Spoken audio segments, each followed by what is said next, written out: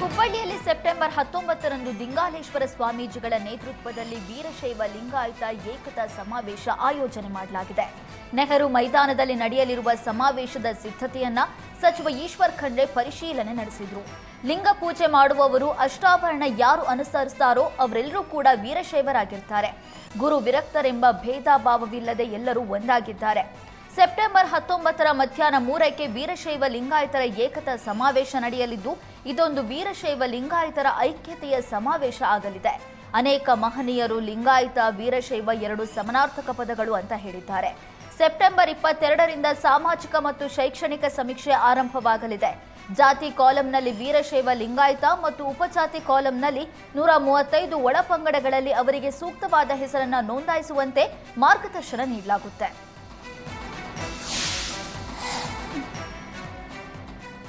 CM Siddaramaiah ಧರ್ಮ ಒಡೆಯುವ ಕೆಲಸ ಮಾಡ್ತಿದ್ದಾರೆ. ಈ ಹಿಂದೆಯೂ ಮಾಡಿದ್ರು, ಈಗ ಮತ್ತೆ ಮಾಡ್ತಿದ್ದಾರೆ ಅಂತ ಮಾಜಿ ಸಿಎಂ ಬಸವರಾಜ ಬೊಮ್ಮಾಯಿ ಆರೋಪಿಸಿದ್ದಾರೆ. ವೀರಶೈವ ಲಿಂಗಾಯತ ಬ್ರಾಹ್ಮಣ ಒಕ್ಕಲಿಗ ಎಲ್ಲರೂ ಒಗ್ಗಟ್ಟಲ್ಲಿ ಇರಬೇಕು ಅಂತ ಮನವಿ ಮಾಡಿದ್ರು. ಸಮೀಕ್ಷೆ ಮಾಡೋದಕ್ಕೆ ರಾಜ್ಯ ಸರ್ಕಾರಕ್ಕೆ ಅವಕಾಶ ಇಲ್ಲ. ಸರ್ವೆ ಮಾಡ್ತಾ ಇದ್ದಾರೆ, ಮಾಡ್ಲಿ. ಆದರೆ ಎಲ್ಲಾ ಜಾತಿಯಲ್ಲಿ ಕನ್ವರ್ಟೆಡ್ ಕ್ರಿಶ್ಚಿಯನ್ ಸೇರಿಸಿದ್ದಾರೆ. ಒಬಿಸಿ ಲಿಂಗಾಯತ ಒಕ್ಕಲಿಗ ಎಲ್ಲರನ್ನ ಕ್ರಿಶ್ಚಿಯನ್ ಸೇರಿಸಿದ್ದಾರೆ.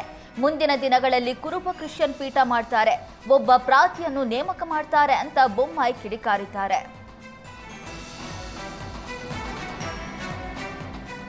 ಜಾತಿ ಜನಗಣತಿ ಹೆಸರಲ್ಲಿ ಹಿಂದೂ ಸಮಾಜಕ್ಕೆ ಅನ್ಯಾಯ ಮಾಡಲಾಗ್ತಾ ಇದೆ ಅಂತ ಶಿವಮೊಗ್ಗದಲ್ಲಿ ಮಾಜಿ ಸಚಿವ ಕೆಎಸ್ ಈಶ್ವರಪ್ಪ ಆರೋಪಿಸಿದ್ದಾರೆ. 150 ಕೋಟಿ ರೂಪಾಯಿ ವೆಚ್ಚದಲ್ಲಿ ಕಾಂತರಾಜ್ ವರದಿಯನ್ನ ಸರ್ಕಾರಕ್ಕೆ ನೀಡಿತ್ತು. ಕಾಂಗ್ರೆಸ್ ಹೈಕಮಾಂಡ್ ಆದೇಶದಂತೆ ಜಾತಿ ಜನಗಣತಿ ಮುಚ್ಚಿ ಹಾಕಿದ್ರು. ಹಿಂದುಳಿದವರು ದಲಿತರಿಗೆ ಮೋಸ ಮಾಡಿದ್ರು. ಪುನಃ ಮತ್ತೆ ಜಾತಿ ಜನಗಣತಿಗೆ 420 ಕೋಟಿ ರೂಪಾಯಿ ಕೊಟ್ಟಿದ್ದಾರೆ. ಜಾತಿ ಜಾಗೃತಿ ಹೆಸರಿನಲ್ಲಿ ರಾಜ್ಯ ಸರ್ಕಾರ ದುರುಪಯೋಗ ಮಾಡಿಕೊಳ್ತಾ ಇದೆ. ಕಾಂಗ್ರೆಸ್ ಪಕ್ಷದ ಹಿಡನ್ ಅಜೆಂಡಾ ಹಿಂದೂ ಸಮಾಜ ಒಡೆಯೋದು ಅಂತ ಆರೋಪಿಸಿದ್ದಾರೆ. ಕುರುಬ ಕ್ರಿಶ್ಚಿಯನ್, ಬ್ರಾಹ್ಮಣ ಕ್ರಿಶ್ಚಿಯನ್, ಒಕ್ಕಲಿಗ ಕ್ರಿಶ್ಚಿಯನ್ ಈ ರೀತಿ ವರ್ಗೀಕರಣ ಮಾಡೋದಕ್ಕೆ ಬರೋದಿಲ್ಲ ಅಂತ ಹೇಳಿದ್ರು.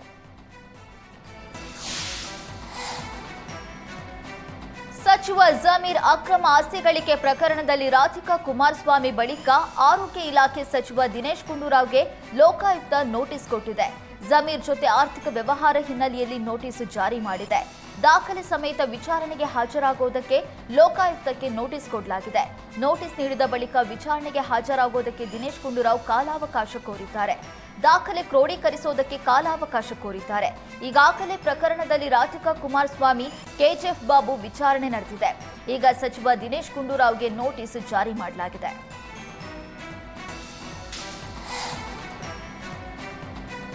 ರಾಜ್ಯದಲ್ಲಿ ಜಾತಿ ಗಣತಿ ಸಮೀಕ್ಷೆಗೂ ಮುನ್ನವೇ ಗೊಂದಲ ಶುರುವಾಗಿದೆ. ವೀರಶೈವ ಲಿಂಗಾಯತ ಪಂಚಮಸಾಲಿ ಸಮಾಜಕ್ಕೆ ಜಾತಿ ಕಾಲಂನಲ್ಲಿ ಗೊಂದಲವಾಗಿದೆ. ಕೈಪಿಡಿಯಲ್ಲಿ ಜಾತಿ ಲಿಸ್ಟ್ನಲ್ಲಿ ಲಿಂಗಾಯತ ಪಂಚಮಸಾಲಿ, ವೀರಶೈವ ಪಂಚಮಸಾಲಿ ಅಂತ ಎರಡು ಜಾತಿಗಳ ಉಲ್ಲೇಖವಿದೆ. ಸಮೀಕ್ಷೆ ವೇಳೆ ಜಾತಿ ಕಾಲಂನಲ್ಲಿ ವೀರಶೈವ ಪಂಚಮಸಾಲಿ ಅಂತ ನಮೂದಿಸಬೇಕು ಅಥವಾ ಲಿಂಗಾಯತ ಪಂಚಮಸಾಲಿ ಅಂತ ನಮೂದಿಸಬೇಕು ಅನ್ನುವ ಗೊಂದಲವಿದೆ. ಈ ಬಗ್ಗೆ ಬಗೆಹರಿಸಿಕೊಳ್ಳೋದಕ್ಕೆ ಹರಿಹರ ಪಂಚಮಸಾಲಿ ಪೀಠದ ವಚನಾನಂದ ಸ್ವಾಮೀಜಿ ನೇತೃತ್ವದಲ್ಲಿ ನಾಳೆ ಬೆಂಗಳೂರಿನಲ್ಲಿ ಸಭೆ ಆಯೋಜಿಸಲಾಗಿದೆ. ಸಭೆಗೆ ಪಂಚಮಸಾಲಿ ಸಮಾಜದ ವಿವಿಧ 80ಕ್ಕೂ ಹೆಚ್ಚು ಸ್ವಾಮೀಜಿಗಳು, ಪಂಚಮಸಾಲಿ ಸಮಾಜದ ಮುಖಂಡರು ಭಾಗಿಯಾಗಲಿದ್ದಾರೆ. ಸಮೀಕ್ಷೆ ವೇಳೆ ಜಾತಿ ಕಾಲಂನಲ್ಲಿ ಏನ್ ಅಂತ ನಮೂದಿಸಬೇಕು ಅಂತ ನಿರ್ಧರಿಸಲಾಗಿದೆ. ಸಮೀಕ್ಷೆಗೆ ಕನಿಷ್ಠ 3 ತಿಂಗಳಾದರೂ ಸಮಯಾವಕಾಶ ಕೊಡಿ ಅಂತ ವಚನಾನಂದ ಸ್ವಾಮೀಜಿ ಆಗ್ರಹಿಸಿದ್ದಾರೆ.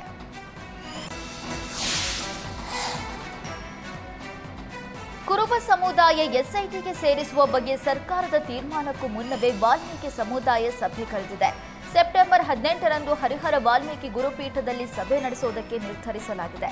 3 ಪ್ರಮುಖ ವಿಚಾರಗಳ ಕುರಿತು ಚರ್ಚಿಸುವುದಕ್ಕೆ ಸಭೆ ನಡೆಸಲಾಗುತ್ತಿದೆ.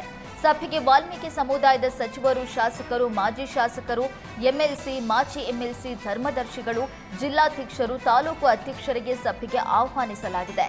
ವಾಲ್ಮೀಕಿ ನಾಯಕ ಜಾತಿಗೆ ಇತರೆ ಮೇಲ್ವರ್ಗದ ಜಾತಿಗಳನ್ನು ಸೇರ್ಪಡೆ ಮಾಡ್ತಾ ಇರುವ ಸರ್ಕಾರದ ನಡೆ ಬಗ್ಗೆ ತೀರ್ಮಾನ ಕೈಗೊಳ್ಳುವುದು, ನಾಯಕ ತಳವಾರ ಹೆಸರಿನಲ್ಲಿ ಇತರೆ ಜಾತಿಯ ತಳವಾರರು ತೆಗೆದುಕೊಳ್ತಾ ಇರುವ ನಕಲಿ ಜಾತಿ ಪ್ರಮಾಣ ಪತ್ರ ಪಡಿತಾ ಇರೋದನ್ನ ತಡೆಯೋದಕ್ಕೆ ಸರ್ಕಾರಕ್ಕೆ ಒತ್ತಾಯಿಸಲಾಗುತ್ತೆ. ಜೊತೆಗೆ ರಾಜ್ಯ ಸರ್ಕಾರ ಜಾತಿ ಗಣತಿ ಪ್ರಕ್ರಿಯೆಗೆ ಚಾಲನೆ ನೀಡಿದ್ದು, ಜಾತಿ ಕಾಲಂನಲ್ಲಿ ಜಾತಿ ಹೆಸರನ್ನು ನಮೂದಿಸುವ ಕುರಿತು ಚರ್ಚೆ ನಡೆಸಲಾಗುತ್ತಿದೆ.